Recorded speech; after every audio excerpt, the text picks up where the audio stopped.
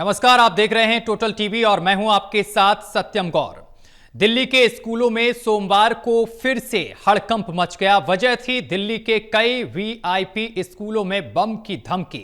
सुबह सुबह स्कूलों को खाली कराना पड़ा और सर्च ऑपरेशन भी जारी रहा। बता दें कि बम की धमकी के बाद विपक्ष ने दिल्ली पुलिस पर हमला बोला है। आम आदमी पार्टी के संरक्षक अरविंद केजरीवाल और दिल्ली की पूर्व मुख्यमंत्री आतिशी ने दिल्ली पुलिस और भारतीय जनता पार्टी पर निशाना साधा है। दिल्ली के पूर्व मुख्यमंत्री अरविंद केजरीवाल ने दिल्ली पुलिस पर हमला बोलते हुए एक्स पर एक पोस्ट भी लिखा है। उन्होंने अपने इस पोस्ट में लिखा है कि दिल्ली के स्कूलों को बार बार धमकियां मिलती हैं, लेकिन आज तक ना कोई पकड़ा गया ना कोई कार्रवाई हुई है। दरअसल सोमवार की सुबह द्वारका के दिल्ली पब्लिक स्कूल सहित कई स्कूलों को बम से उड़ाने की धमकी मिली और इसके बाद अब इस मुद्दे को लेकर राजनीति भी काफी घमासान जो है वो दिल्ली में मचा हुआ है और इसमें कई सवाल भी उठ रहे हैं कि आखिर इस तरीके की धमकियां जो बराबर मिल रही हैं, क्या इसमें कोई बड़ी साजिश तो नहीं है।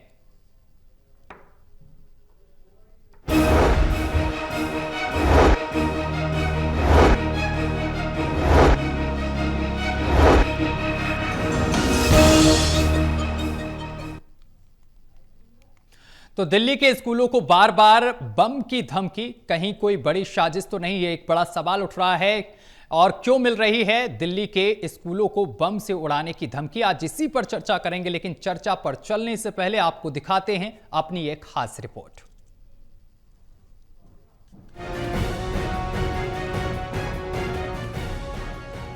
सुबह 7:24 पर कंट्रोल रूम को सूचना मिली कि दिल्ली पब्लिक स्कूल द्वारका में बम रखा गया है। तुरंत पुलिस, बम निरोधक दस्ते और डॉग स्क्वाड को मौके पर भेजा गया। हालात को देखते हुए स्कूल प्रशासन ने बच्चों को सुरक्षित बाहर निकाला। ऐसा ही धमकी भरा मेल दिल्ली के अन्य कुछ और स्कूलों को मिला है। इस बीच बच्चों के पेरेंट्स ने कहा, सुबह हमें स्कूल के व्हाट्सएप ग्रुप के जरिए जानकारी दी गई कि सब कुछ नॉर्मल है और बच्चों को घर ले जाना पेरेंट्स की मर्जी पर है। यस, हमारे पास ग्रुप में जो स्कूल से ग्रुप है उसमें मैसेज आ गया था मॉर्निंग में 7 बजे, तो कि भाई ऐसे ऐसे थ्रेड है, बट एक्सेप्ट करा है बच्चों को। अभी भी कह रहे हैं कोई प्रॉब्लम नहीं है, ऐसा स्कूल में सब नॉर्मल है। तो कह रहे हैं आपका डिसीजन है, अगर आप लेके जाना चाहते हैं तो बच्चे को लेकर जा सकते हैं, नहीं तो जो आप डिसीजन करो, पेरेंट्स का डिसीजन है। वैसे इसका मैसेज आया अभी स्कूल से कि बच्चे को वैसे भी कोई इन्फॉर्मेशन नहीं आई कि ले जाना है, तो इसलिए हम आके खड़े हो गए पहले ही। अगर ऑफिस से चले जाएंगे तो फिर दिक्कत होगी बाद में। तो बच्चों को हमें तो अभी आया 8:30 बजे, तो हम छोड़ के गए, उसी टाइम मैसेज आ गया।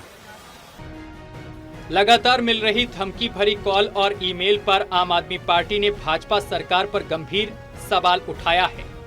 विधायक संजीव झा का कहना है कि पिछले 1 साल में कई बार ऐसे मामले सामने आ चुके हैं, लेकिन अब तक ना तो कोई गिरफ्तार हुआ है और ना ही कार्रवाई दिखी। संजीव झा ने कहा है कि यह कोई पहली बार नहीं है। पिछले 1 साल में आधा दर्जन थ्रेट कॉल आ चुके हैं, मगर ना किसी को पकड़ा गया और ना ही कोई कार्रवाई हुई। यह 4 इंजन की सरकार पूरी तरह से फेल साबित हो रही है। देखिए, ये कोई पहली बार नहीं है। आप देखिए, पिछले 1 साल में लगभग आधा दर्जन थ्रेट कॉल आ चुका है, लेकिन ना तो आज तक कोई पकड़ा गया, ना किसी पे कोई कार्रवाई हुई, ना ये पता चल रहा है कि आखिर थ्रेट देने वाले लोग कौन हैं। तो कहीं ऐसा न हो कि ये एक दिन घटना का अंजाम हो जाए और सब सरकार देखते रह जाए। इससे एक बात साफ होता है कि दिल्ली की सरकार कानून व्यवस्था को मेंटेन रखने में, कानून व्यवस्था को ठीक रखने में फेल साबित हो रही है। दिल्ली में लगातार हो रही ऐसी घटनाओं से पेरेंट्स और छात्र डरे और सहमे हुए हैं। अगर इस पर समय रहते सख्त कार्रवाई नहीं हुई तो किसी दिन यह बड़ा खतरा बन सकता है। फिलहाल सुरक्षा एजेंसियां जांच में जुटी हैं और धमकी भरी कॉल्स और ईमेल की पड़ताल की जा रही है। वहीं इस विषय पर बीजेपी प्रवक्ता अवधेश उपाध्याय ने कहा है कि दिल्ली पुलिस और प्रशासन पूरी तरह से इसकी जांच में जुटा हुआ है और जो भी दिल्ली को भयभीत करने की साजिश रच रहा है उसको जल्द से जल्द उजागर किया जाएगा। दिल्ली के स्कूलों को जो धमकी दी गई है बहुत ही दुखद है और दिल्ली प्रशासन, दिल्ली पुलिस प्रशासन पूरी तरह से इसकी जांच में जुट चुका है। जो भी आरोपी होगा, जो भी साजिश करता होगा, जो दिल्ली को भयभीत करने की साजिश रच रहा है, उसको जल्द से जल्द उजागर किया जाएगा दिल्ली की जनता के सामने, जिसके लिए पूरी तरह से दिल्ली की भाजपा सरकार, दिल्ली पुलिस प्रशासन पूरी तरह से जांच में लगा हुआ है। बहुत जल्दी दूध का दूध, पानी के पानी सबके सामने होगा। दिल्ली में बार बार मिल रही धमकी भरी कॉल और ईमेल ने सुरक्षा व्यवस्था पर बड़े सवाल खड़े कर दिए हैं। जांच एजेंसियों की कोशिश है कि जल्द से जल्द इस मामले की तह तक पहुंचकर दोषियों को पकड़ा जाए, ताकि बच्चों और पेरेंट्स के मन में फैला डर खत्म हो सके। सहयोगी सूरवीर के साथ दिल्ली से Vishal Singh, total TV news.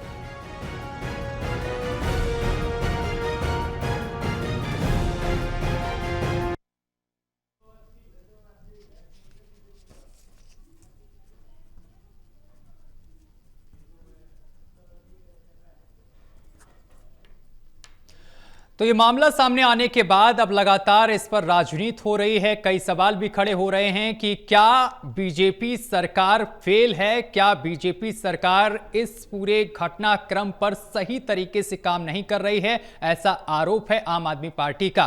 तो बता दें कि दिल्ली के स्कूलों को लगातार बम से उड़ाने की धमकी मिल रही है। आज इसी मामले पर चर्चा करेंगे। हमारे साथ तमाम मेहमान जुड़ रहे हैं। परिचय करा दें, हमारे साथ आम आदमी पार्टी से प्रवक्ता हैं राहुल राज आर्यन जी। सर, आपका बहुत स्वागत है टोटल टीवी पर। और हमारे साथ बीजेपी से प्रवक्ता जो हमारे साथ जुड़े हैं वो शुभेंदु अवस्थी जी जुड़े हैं। सर, आपका भी बहुत स्वागत है। शुभेंदु जी, चर्चा की शुरुआत मैं आपके साथ ही करना चाहता हूं। शुभेंदु जी, ये कोई नया मामला तो है नहीं, मुझे लगता है पिछले एक साल में आधा दर्जन तो कॉल ऐसे आ चुके हैं। लेकिन अब सवाल ये खड़ा हो जाता है, जो आम आदमी पार्टी भी पूछ रही है और वो मैं भी आपसे पूछ रहा हूं, कि आखिर कार्रवाई क्या की गई, किन लोगों को पकड़ा गया, ये कॉल्स आ कहां से रहे हैं? क्योंकि कॉल एक आता है, बच्चे तो भयभीत होते ही हैं, उनके पेरेंट्स जो काम काज पर जाते यानी कि दफ्तर में अपना काम करते होते, वो तो अपना दफ्तर छोड़ के भागते हैं अपने बच्चों के लिए और अपने बच्चों को लेकर फिर अपने घर पहुंचते हैं। उनका भी काम काज यहां पर कहीं ना कहीं रुकता है। तो इसमें अभी तक आपकी तरफ से क्या कुछ कार्रवाई की गई, सरकार की तरफ से, प्रशासन की तरफ से? किस तरीके से इस घटना को देख रहे हैं आप लोग?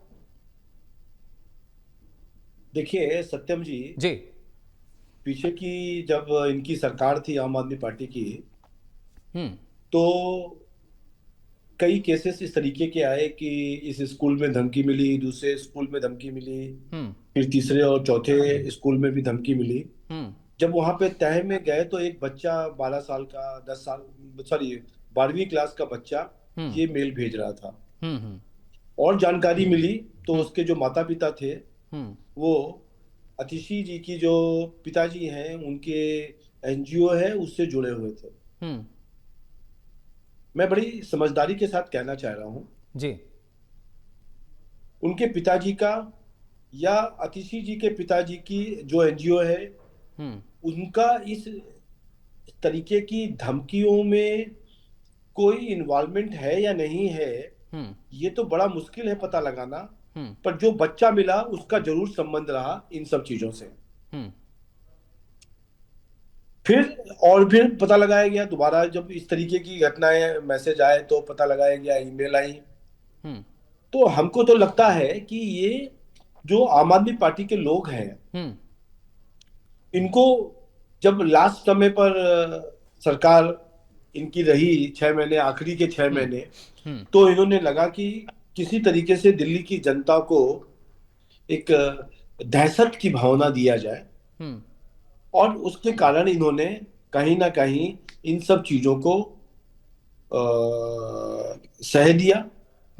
और दूसरा, आजकल इसी मामलों को, क्योंकि अब कोई इंक्वायरी हुई लगातार, हमने देखा कि आप शुभेंदु जी, आपका कहने का मतलब क्या इन तमाम चीजों के पीछे आम आदमी पार्टी है? कहीं ना कहीं से मैंने तो बताया। सर आप इसको क्लियर करिए ना। देखिए अब तो ऐसा है नहीं कि 6 महीना पहले तो ऐसा था कि दिल्ली में आम आदमी पार्टी की सरकार थी, उपराज्यपाल आपके थे, एमसीडी में कोई और था, लेकिन अब तो 4 इंजन की सरकार है दिल्ली में, सब कुछ आपके पास है। तो आप पकड़िए अगर आम आदमी पार्टी इस तरीके का काम कर रही, क्योंकि इससे तमाम जनता डिस्टर्ब हो रही है, बच्चे डिस्टर्ब हो रहे हैं, आम पब्लिक डिस्टर्ब हो रही है, बम की धमकी मिल जाती है, चारों तरफ हड़कंप मच जाता है, ट्रैफिक जाम तक हो जाता है, सब लोग चिंतित हो जाते हैं। आप पकड़िए, आप हैं दिल्ली में हर जगह। सत्यम जी जी जो धमकी मिली आज ही मिली है, कार्रवाई कर रहे हैं। अब चाहे आतिशी हो या उनके पिताजी हो जी या उनके एनजीओ हो, जो लोग भी इसमें इन्वॉल्व होंगे उसमें हम उनको गिरफ्तार करेंगे, पूछताछ करेंगे। शुभेंदु जी मैं फिर आपको यहां पर रोकूंगा माफी के साथ। आप कह रहे धमकी आज ही मिली, जबकि आम आदमी पार्टी और मैं खुद कह रहा हूं कि धमकी आज नहीं मिली, पिछले 1 साल से करीब आधा दर्जन ऐसे कॉल्स आए हैं दिल्ली के स्कूलों को। मैंने फिर सत्यम आपको कहा जी, मैंने फिर कहा कि पीछे की जो धमकियां मिली थी उसमें जो लड़का पाया गया था ईमेल भेजने वाला, वो आतिशी जी के पिताजी विजय सिंह जी की एक एनजीओ है, वामपंथी विचारधारा की एनजीओ है, उसमें वो कार्यरत है। पर चूंकि कार्यरत है हम उसको सीधा जोड़ नहीं सकते, तो ना ही हमने उनके पिताजी को गिरफ्तार किया। बच्चे ने अपनी गलती मानी, और जिस तरीके से एक 11वीं 12वीं के बच्चे को डांट कर एक्शन करके जो छोड़ा जाता है उनको छोड़ा गया है जी।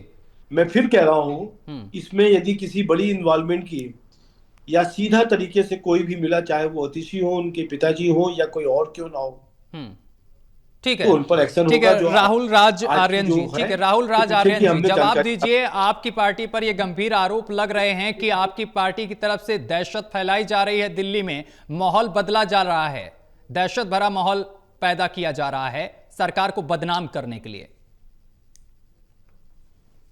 टोटल टीवी के तमाम दर्शकों को नमस्कार। देखिए बहुत ही गैर जिम्मेदाराना, लापरवाही, बचकाना और 4 इंजन की सरकार के फेल होने के प्रमाण है।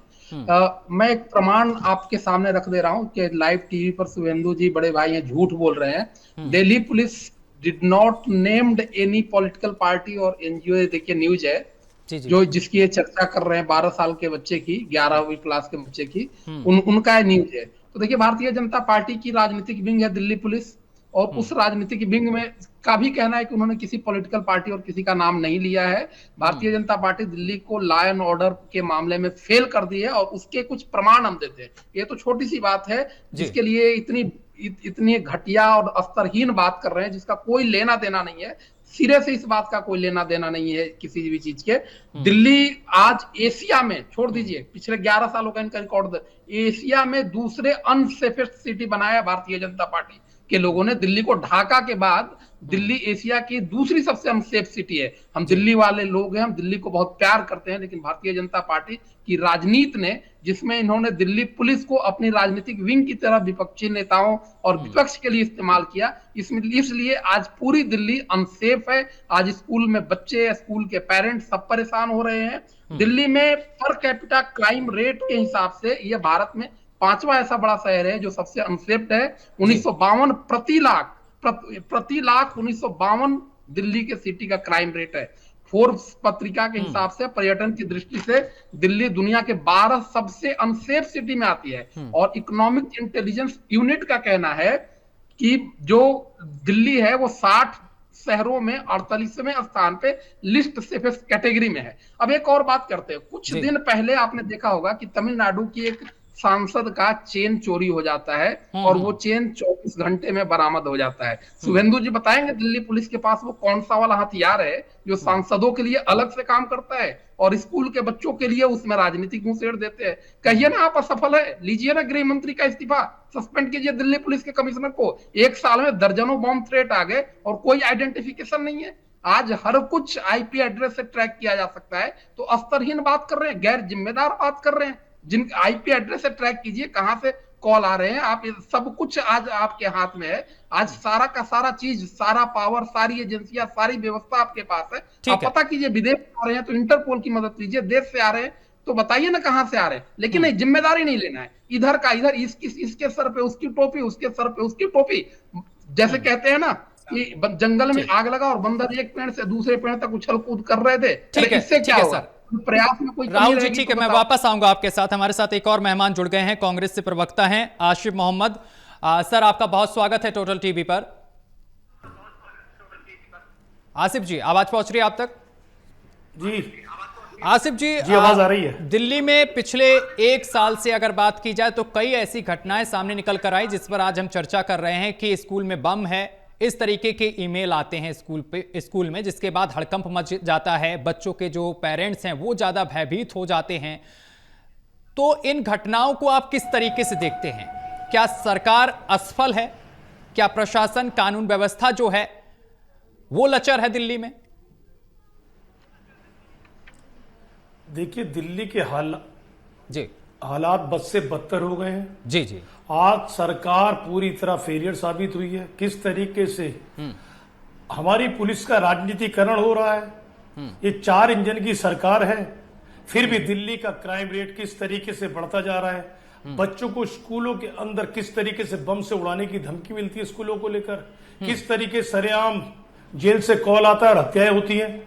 किस तरीके से हमारे पुलिस वाले भाइयों को बोनट पे चढ़ाकर उन्हें रौंद दिया जाता है। किस तरीके से पुलिस वालों की गोली मार दी जाती है। किस तरीके के हालात है दिल्ली के अंदर, बलात्कार होता है उसको पता नहीं चलता।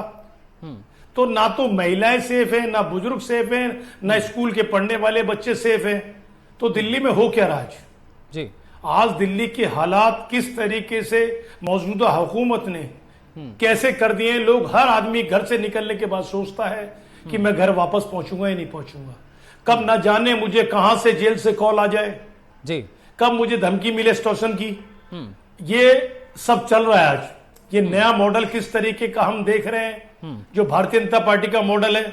एक क्रिमिनल को जो जेल से कॉल करता है उसे गुजरात जेल के अंदर शिफ्ट कर दिया जाता है, और शिफ्ट करने के बाद गुजरात जेल से कॉलें आती हैं और उसके इंक्वायरी करने के लिए आपको गुजरात जाना होगा, ना कि कोई दिल्ली पुलिस का नुमाइंदा उनसे पूछने के लिए उन्हें दिल्ली बुलाएगा। ये नया संशोधन कैसा किया सरकार ने? तो ये तो सब कुछ समझ से बाहर है ना।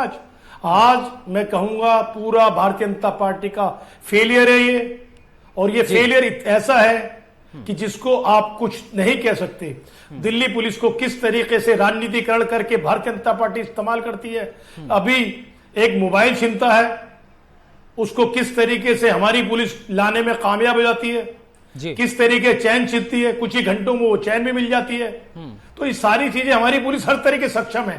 लेकिन एक गरीब आदमी के लिए, एक दिल्ली वासी के लिए, एक उसका फोन छीनता है। मैं इसकी खुद एक मिसाल हूं।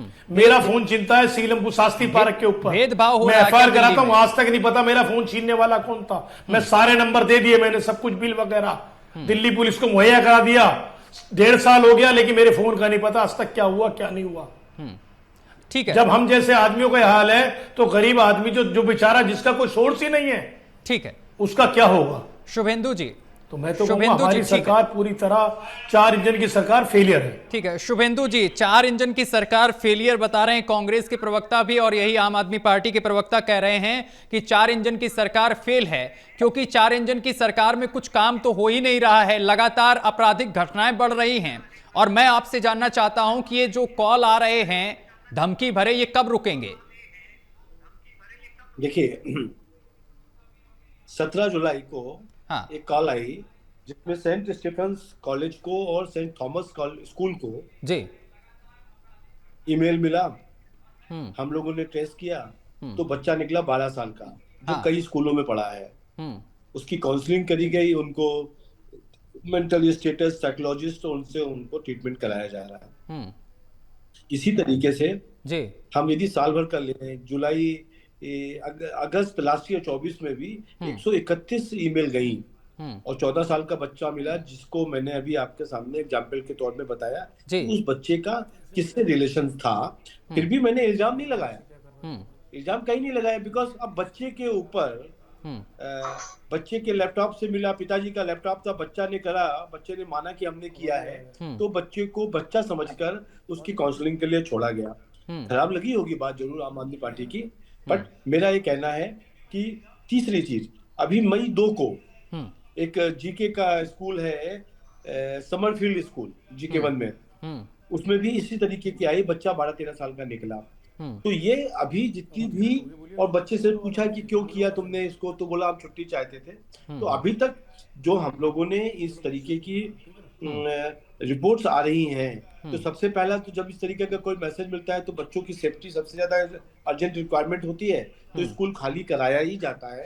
सर देखिए सर शुभेंदु जी, आप एक से दो घटनाओं के बारे में मुझे बता रहे हैं, लेकिन ये कॉल्स एक नहीं तमाम कॉल्स ऐसी आ चुकी हैं। मैं आपसे जानना चाहता हूं जो कॉल्स आ रही हैं उसके बाद कार्रवाई क्या की जा रही। चलिए आपने एक बच्चे को पकड़ लिया, आप बता रहे हैं कि बच्चे ने छुट्टी नहीं मिल रही थी, इस वजह से उसने इस तरीके की शरारत कर दी। बच्चे हैं, शरारत कर सकते हैं, लेकिन ये गंभीरता है, गंभीर विषय है कि ऐसे कॉल आ रहे हैं और बच्चे तुरंत उनको बाहर निकाला जा रहा है, पूरी फोर्स पहुंच जा रही है, उनके पेरेंट्स भी अपने दफ्तरों से पहुंच रहे हैं अपने बच्चों को लेने के लिए। आप पता करिए ना, आपके पास तो सब कुछ है। अब तो ये भी नहीं कि आम आदमी पार्टी वो चला रही है, वो जाने, आम आदमी पार्टी का बीजेपी जाने, सब कुछ आपके हाथ में है। सत्यम जी, मैं वही कह रहा हूं कि कोई एक भी केस आज का जो है उसकी जानकारी। अच्छा एक चीज बताइए शुभेंदु जी, एक चीज मुझे बताइए शुभेंदु जी, एक चीज बताइए, सुनिए एक बात सुन लीजिए, आपके प्रश्न का जवाब सुन लीजिए, एक मिनट प्रश्न पूछिए। ठीक है बोलिए आप। अच्छा बताइए। मैं आपसे ये जानना चाहता हूं, सुनिए, बच्चे तो इतना ज्यादा इंटेलिजेंट तो नहीं हो सकता 12-13 साल का बच्चा कि आप पता ना कर पाए कि किस फोन से और किस ईमेल आईडी से हमारे पास मेल आया है। मैं सत्यम आपकी बात को जवाब दे रहा हूं। इस आज की घटना को छोड़ो, उस पर कल तक रिपोर्ट आएगी। इसके पहले जितनी भी हॉक्स कॉल आई हैं सभी बच्चों ने करी हैं और पता लगा के उनको काउंसलिंग किया गया है। एक भी ऐसा केस नहीं है जो अनट्रेस्ड है। मैं आपको बताना चाहता हूँ, ये लोग चिल्लाते रहे कि कुछ खबर नहीं हो रहा है, हर केसेस को सॉर्ट आउट किया है। और आज का केस में भी जिसका इसके अंदर हाथ होगा, आईपी एड्रेस निकालकर उस बच्चे तक पहुंचा जाएगा किसका लैपटॉप पे क्या है। फिर भी मेरा मानना है कि जब इस तरीके का कोई भी मेल मिलती है तो सबसे पहले बच्चों को सेव करना चाहिए। ठीक, और वो हम लोग ने किया और आगे भी ऐसे ही करेंगे। कल तक हम आपको ये भी बता देंगे, राहुल राज आर्यन जी या मोहम्मद आसिफ साहब, जो आपने कहा क्या सरकार कर रही है, सरकार आपकी ऐसी थी कि 2 प्रधानमंत्री चले गए, घर के अंदर लोग आतंकवादी गोली मार के गए थे। तो सरकारें काम करती हैं, उसके बाद भी ऐसी स्थितियां आती हैं। सरकारों में कभी किसी ने ऐसा नहीं किया कि काम ना किया हो। बट आज की जो हॉक्स कॉल है, उस हॉक्स कॉल के विषय में कल दोपहर तक आसिफ मोहम्मद जी, और फिर हम ठीक है सर वापस आऊंगा। आसिफ मोहम्मद जी, सर कह रहे हैं, शुभेंदु जी कह रहे हैं कि देखिए ऐसी जो पिछली जो कॉलें आई थी उसमें बच्चा शामिल था 13 से 14 साल का, और जिसके बाद उसको डाटा फटकारा गया और समझाया गया, और इस घटना के पीछे भी जांच पड़ताल चल रही है।